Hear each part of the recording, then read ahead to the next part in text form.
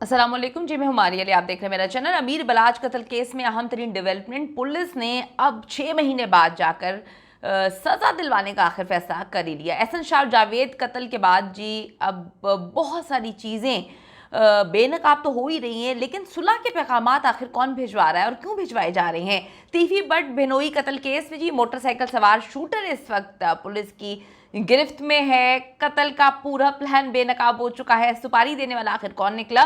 आप सबको पता है जी, कुछ महीने पहले अफसोसनाक वाक़या पेश आता है जहाँ पे लाहौर में जब सब कुछ ठीक चल रहा था, वहाँ पर अचानक से अमीर बलाच को कत्ल कर दिया जाता है और बहुत ही प्लानिंग के साथ उनको कत्ल किया जाता है। उनका सफाकाना कत्ल जो है बड़े ही खौफनाक अंदाज में किया जाता है कि उनको हॉस्पिटल पहुंचने की भी नौबत जो है वो नहीं मिलती। बहुत अफसोस से कहना पड़ता है कि 6 महीने के बाद भी इंसाफ मिलता हुआ तो कहीं 0% भी नज़र नहीं आया। लेकिन ना असल मुल्ज़िमान पकड़े गए। ये और हॉरिबल किस्म की बात है कि इन्होंने एक एहसन शाह को पकड़ लिया और सोचा कि जी हम इसी पे निपटा देंगे सब कुछ, लेकिन केस तो वहीं पे खड़ा हुआ था। एहसन शाह ने क्या किया था, असल जो मुल्ज़िमान थे उनको तो गिरफ्तार ही नहीं किया गया। पुलिस ने बड़े आराम से पहले उनको सेफ पैसेज दिया, उसके बाद पुलिस ने कह दिया कि जी अब तो हमारी गिरफ्त में नहीं है। हालांकि तीफी बट बैठकर मुख्तलिफ ममालिक से फैब्रिकेटेड इंटरव्यूज भी देते रहे ओबी मोहसिन नकवी साहब के नेशनल चैनल पे। तीफी बट जी आराम से बाहर बैठा हुआ था और यहाँ पर पुलिस कह रही थी कि हमने इंटरपोल को बता दिया है कि ये मतलूब है। उसके बाद वो ढूंढने की कोशिश कर रहे हैं। उसके बाद ये इश्तिहारी है, तो इश्तिहारी आराम से बैठ के नेशनल टेलीविजन पे इंटरव्यू दे रहे हैं। तो ये किस तरह का आप एक इमेज पोर्ट्रे कर रहे हैं पाकिस्तान का, या क्या सिस्टम पे सवालिया निशान उठा रहे हैं कि पूरी दुनिया में लोग सोच रहे हैं कि नेशनल टेलीविजन पे बैठ के जो है एक मतलूब यानी कि एक इश्तिहारी आदमी इंटरव्यूज दे रहा है। अब जी वो बता रहे थे कि जी मैं बेगुनाह हूं, लेकिन पुलिस तफ्तीश का हिस्सा नहीं बनूंगा। तीफी बट साहब बेगुनाह तो थे बकौल उनके, उन्होंने हर इंटरव्यू में बोला, मोहसिन नकवी साहब के चैनल पे भी बैठ के बोला, लेकिन मैं पुलिस तहकीकात का तफ्तीश का हिस्सा नहीं बनूंगा। मुझे यकीन नहीं है पाकिस्तान की पुलिस पे। लेकिन जी एहसन शाह और जावेद बट के कत्ल के बाद एक बार फिर से सुलह की बातें शुरू हो चुकी हैं। जिस वक्त अमीर बलाच जिंदा था तो सुलह क्यों नहीं की गई, क्या मामला थे, जबकि वो अपने सारे दुश्मनों के साथ सुलह कर रहे थे और वो एक बार बार बोल रहे थे कि मैं दुश्मनी पे यकीन नहीं रखता, हाँ मैं अपने बाप के कातिलों को माफ नहीं करूंगा। कहीं से उन्होंने ये नहीं कहा था कि मैं दुश्मनी निभाऊंगा, उन्होंने कहा था मैं माफ नहीं करूंगा। ऑन रिकॉर्ड उनका इंटरव्यू मौजूद है। अब लाहौर अंडरवर्ल्ड के एक्सपर्ट जानते हैं कि असल प्रॉब्लम करोड़ों का कब्जा है। ये कब्जा माफिया है। मामला जंग सिर्फ कब्जे की है कि कोई बंदा सुकून से काम ना करे। अगर अमीर बलाच सुकून से अपना बिजनेस कर रहा था तो भाई क्यों कर रहा था, मसला तो ये था कि उसको घसीटना था इस वॉर में, और आप देखें कि वो अपनी जान से गया।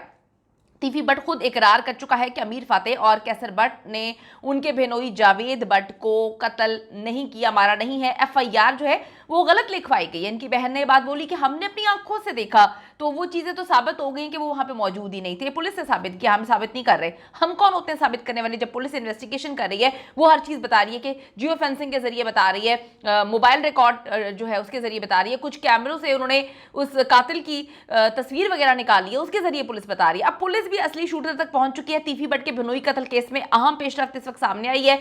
मोटरसाइकिल सवार शूटर का नाम और एड्रेस मिल चुका है। मुलजिम की गिरफ्तारी के लिए सीआईए की 3 टीमें रवाना हुई हैं। मुलजिम की मोबाइल से लोकेशन ट्रेस हो चुकी है।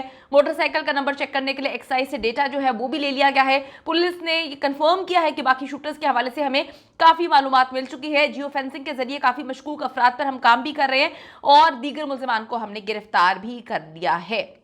दूसरी तरफ गोगी बट जी गिरफ्तार हो चुका है। अब ये जान के गिरफ्तारी दी गई है या पुलिस से सच में ये छुपा हुआ था कहीं पर तो इसको गिरफ्तार किया गया है, क्योंकि बहुत सारे रिपोर्टर्स इस बात को कोट कर रहे हैं कि अब इसको एक अच्छी जगह मिल गई है छुपने के लिए।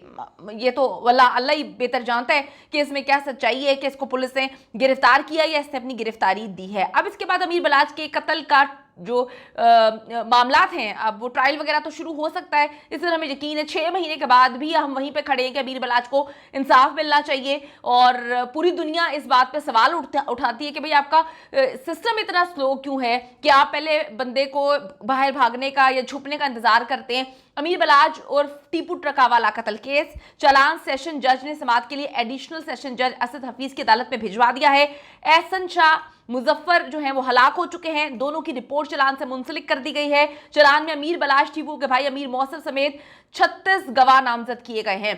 चालान को जुडिशियल मजिस्ट्रेट ने सेशन जज को भिजवाया है, जहां से केस को समाअत के लिए एडिशनल सेशन जज असद हफीज साहब की अदालत में भिजवा दिया गया है। अजी पुलिस एक्टिव हो गई है, ये एक्टिव किया गया है और अदालत भी इसीलिए अब जो है सुलह जो है वहां पर अदालत में जाने से पहले ये लोग सुलह खेलने की कोशिश कर रहे हैं कि ये अदालत ना पहुंच पाए।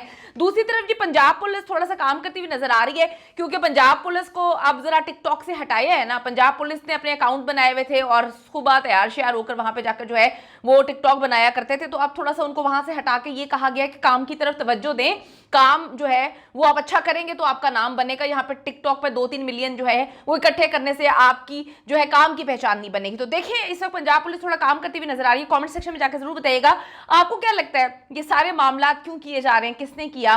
टीफी बट जो है क्या वो मुल्क वापस आने वाला है, और उसके बिनोई को आखिर किसने कत्ल किया, किसका मफाद था।